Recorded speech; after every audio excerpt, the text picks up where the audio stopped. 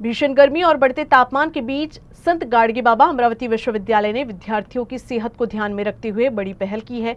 ग्रीष्मकालीन परीक्षाओं के दौरान छात्रों को हीट स्ट्रोक और डिहाइड्रेशन से बचाने के लिए विश्वविद्यालय ने 5 जिलों में हीट स्ट्रोक सहायता केंद्र शुरू किए हैं। संत गाडगे बाबा अमरावती विश्वविद्यालय की ग्रीष्मकालीन परीक्षाएं इन दिनों जारी हैं। तेज गर्मी को देखते हुए विश्वविद्यालय प्रशासन ने विद्यार्थियों की सुरक्षा के लिए विशेष व्यवस्था की है। कुलगुरु डॉक्टर मिलिंद बारहाते के मार्गदर्शन में विद्यार्थी विकास विभाग द्वारा विश्वविद्यालय क्षेत्र के 5 जिलों में जिला स्तरीय हीट स्ट्रोक सहायता केंद्र स्थापित किए गए हैं। इस उपक्रम की योजना को लेकर विद्यार्थी विकास विभाग में विशेष बैठक आयोजित की गई, जिसकी अध्यक्षता विद्यार्थी विकास संचालक डॉक्टर राजीव बोरकर ने की।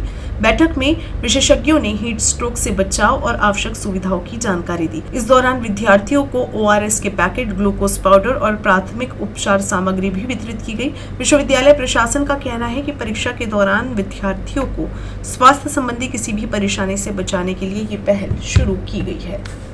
आपणा सर्वांना माहितीच आहे की अमरावती परिसरामध्ये उष्णतेची तीव्रता अत्यंत वाढलेली आहे आणि खऱ्या अर्थानं संत गाडगेबाबा अमरावती विद्यापीठाच्या विद्यार्थ्यांच्या परीक्षासुद्धा सुरू झालेल्या आहेत। म्हणूनच माननीय कुलगुरू आदरणीय डॉक्टर मिलिंदजी बारहाते सर यांच्या मार्गदर्शनामध्ये संत गाडगेबाबा अमरावती विद्यापीठाच्या परिक्षेत्रातील 5ही जिल्ह्यामध्ये जिल्हास्तरीय उष्माघात मदत कक्षाची स्थापना करण्यात आलेली आहे आणि याची सुरुवात नुकतीच अकोला येथील श्री शिवाजी महाविद्यालय येथे पहिल्यांदा त्या उष्माघात कक्षाची स्थापना करण्यात आली।